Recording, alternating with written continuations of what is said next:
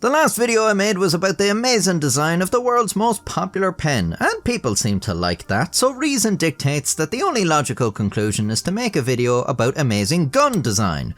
I don't know much about guns, but through my love of history, I do believe I have discovered the greatest gun ever. This is the Apache revolver, which was popular in the French underworld in the early 1900s, favoured by hooligans and muggers and the like. And it's not hard to see why. Thanks to its folding design, it's easy to conceal, and you could actually unfold it into 3 separate weapons, like a transformer. You got your knuckle duster for punch-ups. When the stakes are a little higher, you just do some unfolding and you've got a knife for stabbing action. And when neither of these options are enough, it's time to start blasting. It unfolds into a revolver. Of course, the revolver isn't exactly flawless. You might notice there's no sights to aim the weapon, but that's okay because there's no barrel either. As soon as that 7mm bullet leaves the cylinder, it's on its own, so it's only really effective at point-blank range. And unsurprisingly, there's no safety on this weapon either, which is kind of a problem because there's also no trigger guard. For this reason, you'd probably only want 5 rounds in the 6-round cylinder, and keep the hammer over the empty chamber just in case the trigger is pulled accidentally. When you're out of ammo, you'd have to remove the cylinder completely, and okay, maybe this thing is a little unwieldy, but that's okay, I have another pistol to show you. This is a duck's foot pistol, and I'm sure you can instantly see the genius of this design. Just imagine you're being beset upon by 4 evenly spaced rapscallions. Bang, and the dirt is gone! These 18th and 19th century pistols fired a volley of shots with a single trigger pull, the idea being one person could take out a group of attackers. For this reason, it was most popular among bank guards, prison wardens, and sea captains. Of course, the weapon also had some downsides. There was a lot of recoil, as you can probably imagine. It wasn't exactly the easiest thing to load, and it wasn't particularly accurate either. There is also the possible scenario of having to fire at a single person who's straight in front of you. That might be a problem, unless he's asking you to pierce both his ears for him. Oh well, there were other volley guns too. Like the nuke gun, this flintlock was used by the British Royal Navy during the early stages of the Napoleonic Wars. It featured 6 barrels surrounding 1 central barrel for a total of 7 barrels. When an enemy ship was approaching boarding distance, you'd have men up on the masts firing volleys from their nuke guns and decimating the enemy crew. Of course, it had a pretty savage kickback, which could dislocate your shoulder or break your collarbone. The muzzle flash was a pretty serious hazard too. If fired from the rigging, there was a chance to set the sails on fire.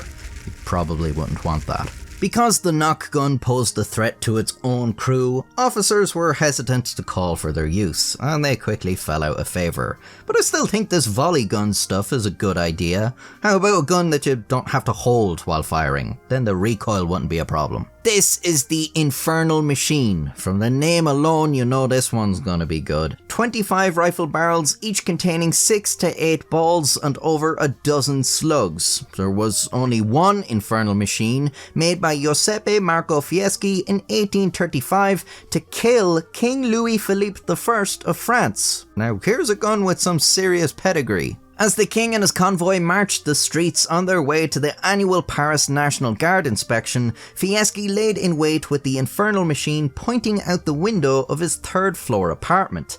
As the convoy passed below, Fieschi fired the gun, and it surely earned its name as the infernal machine. 400 projectiles were fired into the crowd. 18 people were killed. Unfortunately for Fieschi, the king was not one of them. He had been grazed on the forehead and only minorly injured. Around 20 other people were also injured.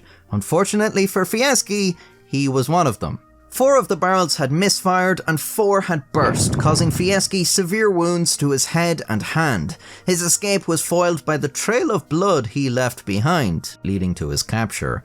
2 of his fingers had to be amputated, which sucked for him because he was later executed for his crime anyway. French artillery officers inspected the infernal machine afterwards, and were glad that Fieschi was not more experienced in gun design. They believed that had the barrels been angled out rather than parallel, the king would have been torn to pieces, and an additional 200 people would have died. Okay, so it didn't reach its full potential, but I still have other contenders. The Puckle gun is one of the first ever guns to be referred to as a machine gun, patented way back in 1718. It was designed as a flintlock revolver. Oh god, I can already tell this one fucking sucks. Basically, you'd fire, then operate a crank to turn the cylinder, and when the cylinder was spent, it could be removed and replaced with a fresh one. With this, the Puckle gun could achieve a rate of fire of about 9 rounds a minute, which is pretty laughable for a so-called machine gun, but at the time, even a very experienced musketeer could only hope for a maximum of maybe 5 rounds a minute on a good day. What Major Sharp says makes a good soldier is the ability to be able to fire 3 rounds a minute in any weather. What's really interesting about the Puckle gun is how its creator intended it to be used. It was invented by James Puckle, whose patent for the weapon has been described as containing more rhetorical fervour than technical rigour. You see, the gun could be set up in one of 2 configurations. One was fired with conventional round bullets. The patent explains this is for fighting fellow Christians. However, when used against peoples of other religions, namely Muslim Turks, the gun could be configured to fire squared bullets, which Puckle thought would inflict greater wounding and suffering. The purpose of this, according to the patent, was to convince the Turks of the benefits of Christian civilization. Day 625. The enemy have deployed a new weapon, the savagery of which has never before been seen. I have witnessed firsthand the air itself being chewed up by its fire, a devastating 9 rounds within a single minute. As if not satisfied by the cruelty of their invention, the English have taken to using square bullets. Square. The brutality of the battlefield has become too much to bear. I hereby renounce my country and my beliefs and turn to a life of apostasy. How can one deny that Christianity, with its square bullets, is the one true faith? The Puckle gun failed to impress the British government, who found the flintlock mechanism to be unreliable. As a result, very few Puckle guns were ever created. Okay, I think my problem so far has been selecting guns that have been outclassed through the passage of time. But here's a problem that's still prevalent today. Let's say you're here, and this other guy is here, and you want to shoot this guy, but there's a corner in the way. In order to shoot him, you would have to peek around a corner, ascertain his exact location and draw aim, by which point he has likely already shot you. This sounds like a job for German engineering. You see? Problem solved. This is the Krummlauf, a barrel attachment for the German Sturmgewehr 44 used in World War II. You probably don't need me to explain how it works, it's literally just a barrel with a bend in it. Personally, I would have suggested an accordion joint so you could angle it any way you wanted to, like a bendy straw, but that might have been too whimsical for the Germans. Now I know what you're thinking, how could Germany lose World War II with this? Well, let's see. Oh.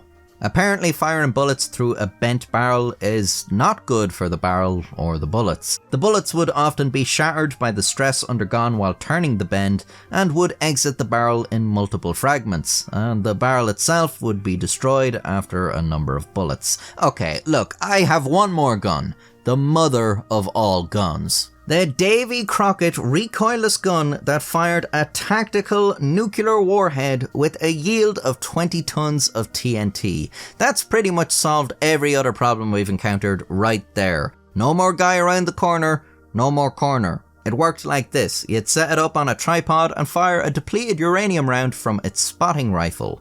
This round would produce smoke wherever it landed and give you an idea of where the nuke would land. Then you'd arm the warhead and fire it remotely at the end of its 72 feet of detonating cord. The Davy Crockett had a maximum range of 2.5 miles. Anybody within 520 feet of the blast dead pretty much instantly. Radiation would kill anybody just outside of that radius within hours or days. Ugh. Now, I know what you're thinking. That sounds like a pretty big radius of death compared to its range, but the Davy Crockett was supposedly safe for its crew as long as they followed the strict operating procedure. To be honest, as long as the thing exploded where it was supposed to, I'd be fairly happy. But I know if it were ever me pressing the detonator, nothing would happen. And that's when I'd get real nervous. The Davy Crockett performed very well in tests, and was technically a pretty sound weapon. However, it was eventually decided the whole thing was kind of a bad idea. After the inventors caught wind of how eager some were to get their hands on such a powerful weapon, they realised exactly what was going to happen. Someone would fire this off in a battlefield, which would then prompt the enemy to respond with a tactical nuke of their own, until the situation escalated into a full-blown nuclear war. By deploying these on the field, you were potentially putting the fate of civilization into the hands of some infantryman. It was then decided that the power to detonate a nuke should rest only with people who were pretty sure understand the consequences, and not G.I. Joe. The Davy Crockett was retired. So there you go, a bunch of great weapon designs. Actually, they were all pretty terrible in their own unique way, weren't they? But if I had to pick one to defend my home from burglars, I'd probably choose... You know what? I might just go with a stern warning, actually. If you enjoyed this video, I have many others as well. And just like these guns, they're all terrible in different ways. You can subscribe to see more in the future, and until next time, stay safe. As soon as that 7mm bullet, a depleted uranium round with its spotting rifle. I wonder, do I have fucking dyslexia? You can subscribe. I'm a YouTuber who can't say the word subscribe. Holy fuck.